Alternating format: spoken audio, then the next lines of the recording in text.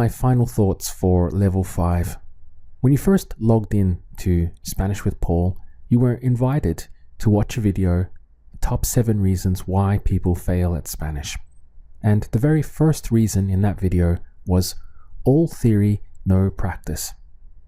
This is the reason why we've just been through the 2 Activate modules in this level, because it's extremely important to use what you learn, to put it into action.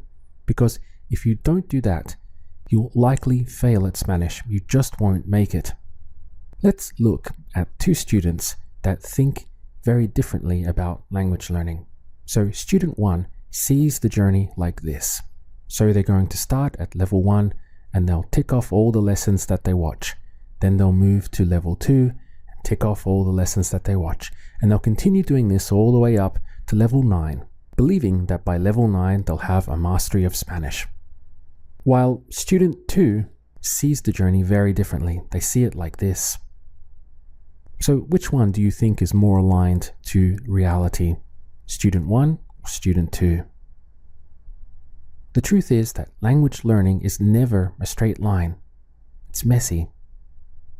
You may not necessarily understand everything the first time you encounter it.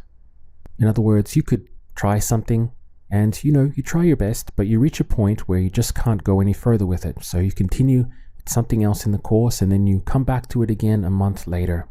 You may even go through levels, say 3, 4, and 5, then go right back and repeat levels 3, 4, 5 all over again.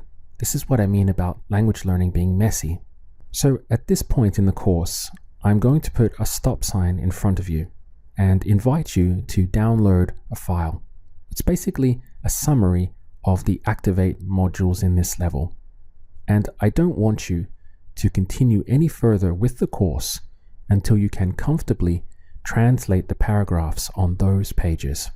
Now, if there are topics such as conjugating the present tense, or the placement of pronouns, or dealing with plurals and how everything has to match in Spanish, then I would like you to go back and to redo those lessons, even repeat entire levels if you need to, but don't move forward in the course until you feel confident translating the exercises and paragraphs in that file. Remember, all theory and no practice just doesn't work in language learning. And the worst thing you can be is in a rush, because people in a rush tend to fail. So download the file, work with it, read it, study it. Go back and repeat lessons, modules, even entire levels if you need to. But when you get to the stage where you can go through the translations and get most of them right, then you have the green light from me to continue on to level 6.